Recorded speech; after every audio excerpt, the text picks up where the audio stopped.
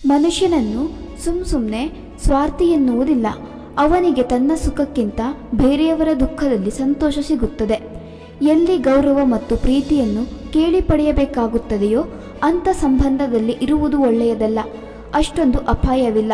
ಆದರೆ ನಿಮ್ಮವರೆನಿಸಿಕೊಳ್ಳುವವರ ಮೇಲೆ ಒಂದು ಕಣ್ಣಿರಲಿ. ಬೇರೆಯವರಿಗಾಗಿ ಬದುಕಿದರೆ ತುಂಬ ದುಬಾರಿ ಬೆಲೆ ತೆರಬೇಕಾಗುತ್ತದೆ. ವಯಸ್ಸು ಖರ್ಚಾಗುತ್ತದೆ ಮತ್ತು ಕೈಗೆ ಏನೂ ಸಿಗುವುದಿಲ್ಲ. ನಿಮ್ಮನ್ನು ನೀವು ದುಃಖಿತರನ್ನಾಗಿ ಅಥವಾ ಗಟ್ಟಿಮುಟ್ಟಾಗಿ ಇಡಿ. ಎರಡರಲ್ಲೂ ಒಂದೇ ಸಮನಾಗಿ ಕಷ್ಟಪಡಬೇಕು. ಇಲ್ಲಿ ಖುಷಿಯಾಗಿರಬೇಕೋ ಇಲ್ಲ ದುಃಖಿತರಾಗಿರಬೇಕೋ ಎಂಬುವುದು ನಿಮ್ಮ ನಿರ್ಣಯಕ್ಕೆ ಬಿಟ್ಟಿದ್ದು. ಜಗತ್ತಿನ ಜನಸಂಖ್ಯೆ 800 ಕೋಟಿ ಆಗಿದೆ. ಆದರೆ ಇಲ್ಲಿ ಪ್ರತಿಯೊಬ್ಬ ಮನುಷ್ಯನು ಒಳಗಿನಿಂದ ಒಂಟಿಯಾಗಿದ್ದಾನೆ. ನೋವನ್ನು ಸಹಿಸಿಕೊಳ್ಳುವುದು ಅಭ್ಯಾಸವಾಗಿ ಬಿಟ್ಟರೆ ತಾನಾಗೆ ಕಣ್ಣಲ್ಲಿ ನೀರು ಬರುವುದು ಕೂಡ ನಿಂತು ಬಿಡುತ್ತದೆ. ಎಷ್ಟೋ ಸಲ ತಮಾಷೆಯಾಗಿರುವುದಿಲ್ಲ, ಚಾಲಾಕಿತನದಿಂದ ಹೇಳಿರುವ ಸತ್ಯವಾಗಿದೆ. ಯಾರಿಗೆ ಅಹಂಕಾರದ ಗಾಳಿ ತಟ್ಟುತ್ತದೆಯೋ ಅವರಿಗೆ ಆಶೀರ್ವಾದ ಲಭಿಸುವುದಿಲ್ಲ ಮತ್ತು ಔಷಧಿ ಮೈಗೆ ಹತ್ತುವುದಿಲ್ಲ. ನೀವು ಬೇರೆಯವರಿಗೆ ಏನು ಕೊಡುತ್ತೀರೋ ಅದುವೇ ತಿರುಗಿ ಬರುವುದು. ಅದು ನೋವೇ ಇರಲಿ, ಸಂತೋಷವೇ ಆಗಿರಲಿ, ಅಪಮಾನವಾಗಿರಲಿ, ಇಲ್ಲ ಸಮ್ಮಾನವಾಗಿರಲಿ. ಅವಶ್ಯಕತೆಗಿಂತ ಹೆಚ್ಚು ಚತುರತೆಯನ್ನು ತೋರಿಸುವವರು ಮಂದಬುದ್ಧಿಯವರಾಗಿರುತ್ತಾರೆ. ಒಬ್ಬ ಕೆಟ್ಟ ವ್ಯಕ್ತಿ ನಿಮ್ಮ ಮುಂದೆ ಎಷ್ಟೇ ಕೆಟ್ಟದಾಗಿ ಮಾತನಾಡಿದರೂ ಮುಂದೆ ಬಂದು ಒಂದು ದಿನ ರೋಗಿಷ್ಠನೇ ಆಗಿರುತ್ತಾನೆ. ಅದೇ ಒಬ್ಬ ಒಳ್ಳೆಯ ವ್ಯಕ್ತಿ ಕೆಟ್ಟದಾಗಿ ಮಾತನಾಡಿದರೂ ಮುಂದೆ ಒಂದು ದಿನ ಔಷಧಿಯಾಗುತ್ತಾನೆ. ಯಾರ ಮೇಲಾದರೂ ಮೋಹವಾದರೆ ಅವರ ಕೆಟ್ಟ ಗುಣಗಳು ಕಂಡುಬರುವುದಿಲ್ಲ. ಯಾರ ಮೇಲಾದರೂ ದ್ವೇಷವಾದಾಗ ಅವರ ಒಳ್ಳೆಯ ಗುಣಗಳು ಕಂಡುಬರುವುದಿಲ್ಲ. ನೀವು ಪ್ರೀತಿಸುವ ವ್ಯಕ್ತಿ ನಿಮ್ಮನ್ನು ಅಷ್ಟೇ ಪ್ರೀತಿಸುತ್ತಾರಾ ಅಥವಾ ಅಷ್ಟೇ ಮಿಸ್ ಮಾಡಿಕೊಳ್ಳುತ್ತಾರಾ ಎಂಬುದನ್ನು ನೀವು ತಿಳಿದುಕೊಳ್ಳಲು ಬಯಸಿದರೆ ಆ ವ್ಯಕ್ತಿಯಿಂದ ಸ್ವಲ್ಪ ದಿನ ದೂರವಿದ್ದು ನೋಡಿ.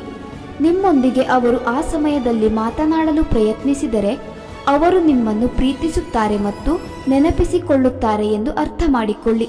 ಇದ್ದು ಇರದಂತಿದ್ದವರು ಇದ್ದರೆಷ್ಟು ಹೋದರೆಷ್ಟು.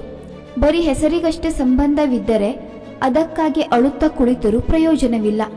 ನಿಮಗೆ ಏನೇ ಆದರೂ ಯಾವುದೇ ವ್ಯತ್ಯಾಸ ಆಗುವುದಿಲ್ಲ ಅನ್ನಿಸುತ್ತಿಲ್ಲವೆಂದರೆ ಆ ದಿನದಿಂದಲೇ ಎಲ್ಲರಿಗೂ ತುಂಬ ವ್ಯತ್ಯಾಸ ಆಗಲು ಶುರುವಾಗುತ್ತದೆ.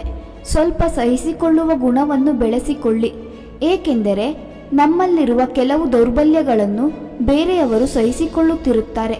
ಕೇಳಿದ ಪ್ರಶ್ನೆಗೆ ಉತ್ತರವನ್ನೇ ಕೊಡದೆ ಹೀಯಾಳಿಸಿದವರು ಈಗ ನಿಮಗೆ ಸಲಾಂ ಹೊಡೆಯುತ್ತಿದ್ದಾರೆ. ಸಮಯ ಬಂದಾಗ ನಿಂಬೆಹಣ್ಣಿನ ಗಿಡದಲ್ಲಿ ಮಾವು ಚಿಗುರುತ್ತದೆ. ಎಲ್ಲೋ ಒಂದು ಕಡೆ ತುಂಬ ಸುಂದರವಾದ ಸುವಿಚಾರ ಬರೆದಿದ್ದರೂ ಅದು ಜಗತ್ತಿನಲ್ಲಿ ಏನನ್ನಾದರೂ ಬಿಟ್ಟು ಬಿಡಬೇಕು ಎಂದರೆ ಬೇರೆಯವರ ಮೇಲೆ ಇರುವ ನಿರೀಕ್ಷೆಯನ್ನು ಬಿಟ್ಟು ಬಿಡಿ. ಖುಷಿಯಾಗಿರಬೇಕು. ನಿಮ್ಮ ಸ್ವಭಾವದಲ್ಲಿ ಒಂದು ರೂಢಿ ಇಟ್ಟುಕೊಳ್ಳಿ. ನಿಮಗೆ ಸರಿಸಾಟಿ ಯಾರೂ ಸಿಗಲಿಲ್ಲ ಎಂದರೆ ನಿಮ್ಮನ್ನು ನೀವು ಪ್ರೀತಿಸಿ. ನಿಮ್ಮನ್ನು ಯಾರು ಅರ್ಥ ಮಾಡಿಕೊಳ್ಳುತ್ತಿಲ್ಲವೆಂದರೆ ಏಕಾಂಗಿಯಾಗಿ ಕುಳಿತು ನಿಮ್ಮನ್ನು ನೀವು ಅರ್ಥ ಮಾಡಿಕೊಳ್ಳಿ. ಜನರು ಎಲ್ಲಿಯವರೆಗೆ ನಿಮ್ಮನ್ನು ಸಹಿಸಿಕೊಳ್ಳುತ್ತಾರೆ ಎಂದರೆ ನಿಮ್ಮಿಂದ ಎಲ್ಲ ರೀತಿಯ ಉಪಯೋಗ ಪಡೆದುಕೊಳ್ಳುವವರೆಗೆ. ಜೀವನವು ಒಂದು ರೀತಿ ಕೊಳಲಿನ ಹಾಗೆ. ಅದಕ್ಕೆ ಎಷ್ಟು ರಂಧ್ರವಿದ್ದರೂ ಅದನ್ನು ಯಾರು ಸುಮಧುರವಾಗಿ ನುಡಿಸುತ್ತಾರೋ ಅವರು ಜೀವನದ ಸ್ವರಗಳು ಕೂಡ ಸರಾಗವಾಗಿ ನಡೆಯುತ್ತದೆ. ತುಂಬ ಸಲ ಎಡವಿದ ಮೇಲೆ ಅರ್ಥವಾಯಿತು, ಜಗತ್ತು ಹೇಳಿದ್ದು ನಿಜ. ಇಲ್ಲಿ ಬದುಕಬೇಕೆಂದರೆ ಹೃದಯದಿಂದ ಅಲ್ಲ, ಬುದ್ಧಿಯಿಂದ ಯೋಚನೆ ಮಾಡಬೇಕು. ಸೂಜಿ ಯಾವಾಗ ಕೆಲಸ ಮಾಡುತ್ತದೆಯೋ ಆಗ ಸುಂದರವಾದ ಪೋಷಕನನ್ನು ತಯಾರು ಮಾಡುತ್ತದೆ.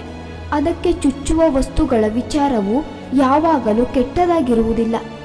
ಒಬ್ಬ ಹುಡುಗ ನಿಮ್ಮನ್ನು ನಿಜವಾಗಿಯೂ ಇಷ್ಟಪಡುತ್ತಿದ್ದರೆ ಈ 3 ರೀತಿ ವರ್ತಿಸುತ್ತಾನೆ. ಅವನು ಕಣ್ಣಿನ ಸಂಪರ್ಕವನ್ನು ಮಾಡುತ್ತಾನೆ. ಅವನು ನಿಮ್ಮ ಬಗ್ಗೆ ಸಣ್ಣ ವಿಚಾರಗಳನ್ನು ನೆನಪಿಸಿಕೊಳ್ಳುತ್ತಾನೆ. ನೀವು ಇತರ ಹುಡುಗರೊಂದಿಗೆ ಮಾತನಾಡುವಾಗ ಅವನು ಅಸೂಯೆ ಪಡುತ್ತಾನೆ.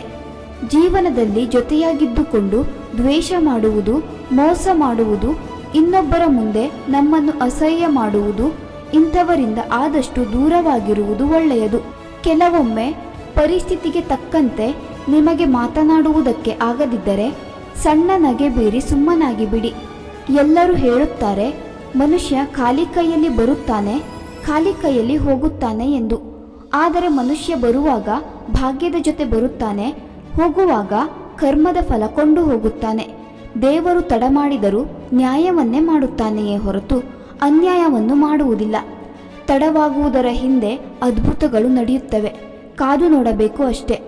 ನಿಮ್ಮ ಜೀವನದಲ್ಲಿ ನೀವು ಬಯಸಿದ್ದೆಲ್ಲ ನಿಮಗೆ ಸಿಗಬೇಕಾದರೆ ಈ 3 ಕೆಲಸಗಳನ್ನು ತಪ್ಪದೆ ಮಾಡಬೇಕು.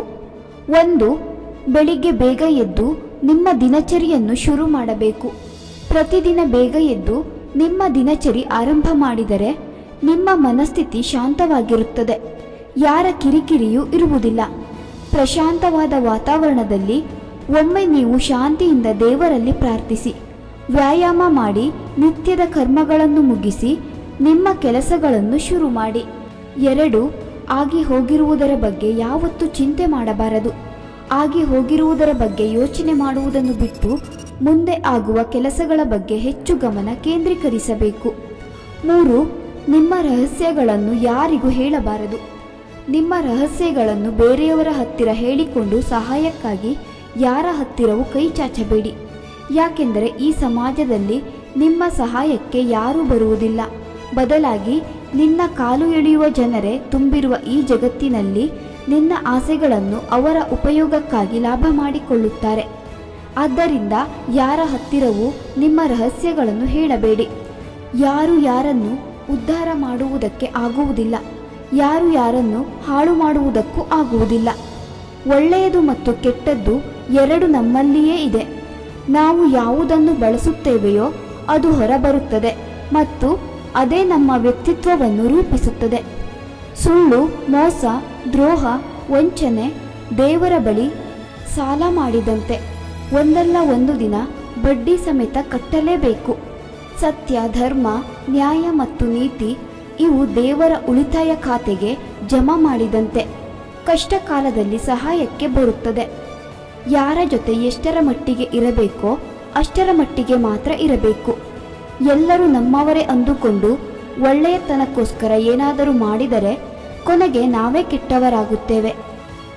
ಈ 5 ಸಂದರ್ಭಗಳಲ್ಲಿ ಯಾವಾಗಲೂ ಮೌನವಾಗಿರಿ. ನಿಮ್ಮ ಮಾತುಗಳಿಂದ ನಿಮ್ಮ ಭಾವನೆಗಳನ್ನು ಯಾರು ಅರ್ಥ ಮಾಡಿಕೊಳ್ಳಲು ಸಾಧ್ಯವಿಲ್ಲ ಎಂದು ನೀವು ಭಾವಿಸಿದಾಗ ಸುಮ್ಮನಿರಿ. ನಿಮ್ಮ ಆಲೋಚನೆ ಮತ್ತು ಕೆಲವು ಅಂಶಗಳ ಜ್ಞಾನದ ಬಗ್ಗೆ ನಿಮಗೆ ಅನುಮಾನಗಳಿದ್ದರೆ ಸುಮ್ಮನಿರಿ. ಯಾರಾದರೂ ಕೋಪ ಮತ್ತು ದ್ವೇಷದಿಂದ ಕಿರುಚಿದಾಗ, ಕೆಣಕಿದಾಗ ನೀವು ಮೌನವಾಗಿರುವುದರ ಮೂಲಕ ಆ ವ್ಯಕ್ತಿಯನ್ನು ಶಾಂತಗೊಳಿಸಿ. ಯಾರಾದರೂ ಇನ್ನೊಬ್ಬ ವ್ಯಕ್ತಿಯನ್ನು ಟೀಕಿಸಿದಾಗ ನೀವು ಈ ರೀತಿಯ ನಕಾರಾತ್ಮಕತೆಯ ಭಾಗವಾಗಬೇಕಾಗಿಲ್ಲ, ಸುಮ್ಮನಿದ್ದು ಬಿಡಿ. ಜೀವನದ ಕೆಲವು ಘಟನೆಗಳನ್ನು ಬೇರೆಯವರು ನಿಮ್ಮೊಂದಿಗೆ ಭಾವನಾತ್ಮಕವಾಗಿ ಹಂಚಿಕೊಂಡಾಗ ಸುಮ್ಮನಿರಲು ಪ್ರಯತ್ನಿಸಿ. ಇದೇ ರೀತಿಯ ಹೆಚ್ಚಿನ ವಿಡಿಯೋಸ್ಗಳಿಗಾಗಿ ಚಾನೆಲ್ ಸಬ್ಸ್ಕ್ರೈಬ್ ಮಾಡೋದನ್ನು ಖಂಡಿತ ಮರೆಯಬೇಡಿ. ಕೇಳಿದ್ದಕ್ಕಾಗಿ ಧನ್ಯವಾದಗಳು.